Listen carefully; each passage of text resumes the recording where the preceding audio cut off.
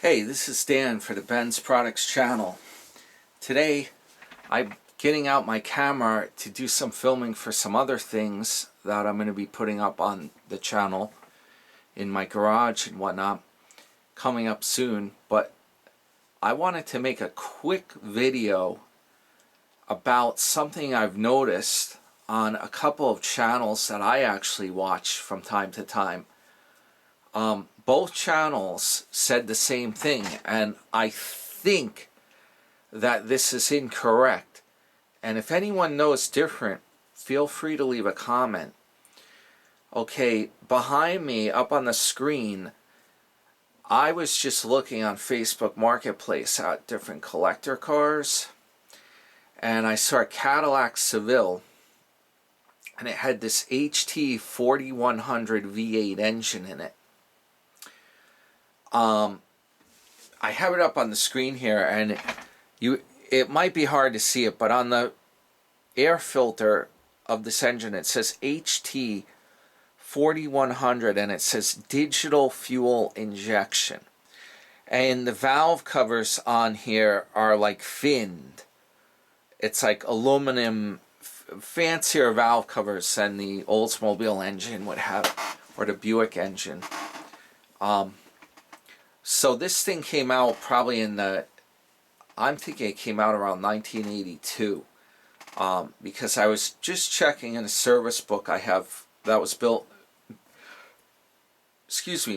in 1981, and it did not have the HT 4100. It only had that Cadillac 6-liter V8 in it. It had the 350 Oldsmobile engine with electronic fuel injection, and it had the same version, the 5.7 diesel V8, but I did not see it in 81.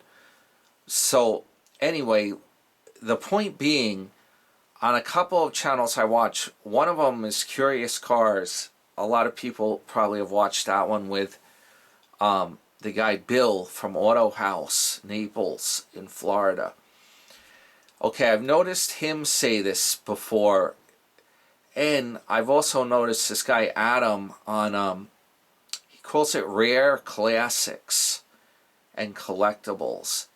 And he has a bunch of collector cars, which I have no idea how he can maintain or how he can keep so many damn collectible cars. That is insane, because I have trouble keeping up with like one or two and a few parts cars. It's like ridiculous. Okay, so here's what's going on. On their channels, whenever they've done the Cadillacs, and this came up with this 4100 V8, they've both been calling it, the HT stands for high technology. That's what these guys have both been saying. I've caught them saying that. Now, I beg to differ. I remember looking at service manuals for these engines that covered a bunch of stuff. I think it was a Chilton series manual. I remember looking at these manuals back in the day, and they were saying that engine, when it came out, the HT actually stands for high torque, because you're putting a small engine, 4.1 liters, in a big car like a Cadillac Seville or a Cadillac Fleetwood, the full-size Caddy. A matter of fact, they were putting this damn engine in. What they did, this engine, I believe it has aluminum cylinder heads. It may in fact have an aluminum block that was treated in some manner to like make it more durable. Correct me if I'm wrong here, but I'm going based on memory. I'm throwing this video together fast, but I do remember this engine was designated as high torque 4100 V8. The torque was needed to propel such a heavy car. That's the whole point of it. And they tried to make the engine as light as possible so you wouldn't miss the bigger V8s. If you had enough torque and the car was lighter, it would accelerate from a dead stop. You would have as much pep as possibly having the heavier all cast iron engine and head, cylinder heads on a traditional V8.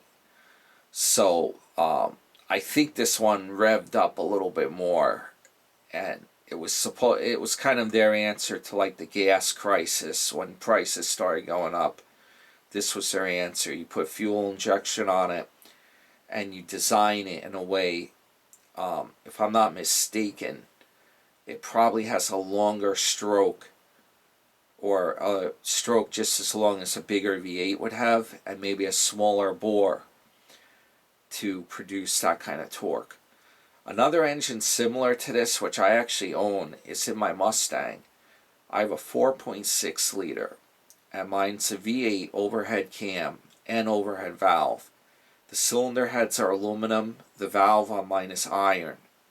These are very durable engines. The things run amazingly well, or for an amazingly long time. And what they do, mine has that longer stroke with a smaller bore, so that it produces more torque to make up for the smaller engine displacement on it. So I'm 99% sure that's what that HT was all about. And they put like a little badge on the fenders of these cars usually, and it would say HT 4100, like it was something good. And in fact, it's the smallest, puniest engine that they put in these large Cadillacs. Go figure. And what I actually like these cars, if you can find them, they had a diesel option, an Oldsmobile 350 5.7 liter diesel V8, and I'm going to be putting a video up. I was actually looking at some of those, and I was kind of on a hunt. I found the car that had been stored for a long time, hadn't been used. I went and checked it out, and I was almost able to get it, but there were a few problems stood in my way, preventing me, a few roadblocks from getting it. One was the owner of the car was deceased, and his wife was handling it, and the whole problem was there was a question of who would sign the title if it was in his name, and who had power of attorney, and then you need a copy of the death certificate. And I tried to buy it, but there was some roadblocks thrown at me. I felt like the guy's wife wasn't really ready to sell it. I don't know what was going on. And then I checked back later on it, and it turned out I believe they had junked it. It also, she may have done me a favor, because it also was not a turnkey car that was drivable. It would have had to have been picked up. It hadn't been run in a long time, and it had mice had gotten into the car and destroyed parts of the interior and the trunk. And then the question is, without running the engine, how can you tell what kind of condition the transmission's in? You know, what's going to happen when you start it? What's going to happen after it's sat that long? There were a lot of questions about it. But in any event, as I always say, subscribe to the channel, because I already filmed that journey, and I filmed the car I'm talking about, and I even was able to find a running diesel to test drive, and Oldsmobile 5.7, and I went and did that, and I filmed the real deal, the thing running and it driving and whatnot. I was seriously considering getting one of these, and still am, if I find the right deal. The one I test drove, the problem is the guy's asking a fairly top dollar for it, in my opinion. Which he may be justified in doing that if he was saying he put a lot of work into it. But here's the thing I don't like. The interior of the car, and while the outside's going to need repainting, the interior of the car was not it's not really what I would feel comfortable paying that much money to get a car with the interior that's not 100%, because if you're going to put money, it's like a snowball effect. If you're going to put money into restoring a car, you want to repaint it and make it real nice. You want to start with something like, I would have preferred if the interior of the car was in diamond condition, showroom, and the outside of the car had body down, even some small dents, or all the paint was completely peeling off. Or, I mean, it's not going to do me any good to have like part of the car, like a fender that's real shiny, and then at the top of it the paint's worn away, or it's cracking, or the clear coat's coming off, but part of the fender looks like it's brand new. That's not going to do me any good. The whole damn thing is going to have to be repainted. So I would have preferred to have the paint completely shot and the interior in diamond condition. That would have been great. But the car actually did run really well when I test drove it. I liked driving that car. That was a really cool experience. It floats. It's an Oldsmobile Regency 98. It floats along. It's a really cool experience. Now I'm looking at some other Mercedes as well, some diesel Mercedes that are, if I find the right deal, I might consider it. It's a collector car and a project here for the channel too. So that's the thing. If I fix, it's not probably going to be a daily driver, but it would be like fixing it up for the channel. And I have some other stuff that I'm going to film as well. Those test drives and the diesels that I just mentioned, I already filmed that stuff. That's going to come out on my channel. I just got to put it together. I filmed that at 2 different times, 2 different files. I got to figure it out and put it together. But now, actually, when I get done with this, I'm going up in my garage and I'm filming some stuff that I'm working on now with the diesels, with the Mercedes stuff. And I got some exciting stuff to do up there. But, yeah, I just wanted to do that HT thing. It's been bugging me. I'm not sure. I never heard it being called high technology. I always thought that was high torque, HT.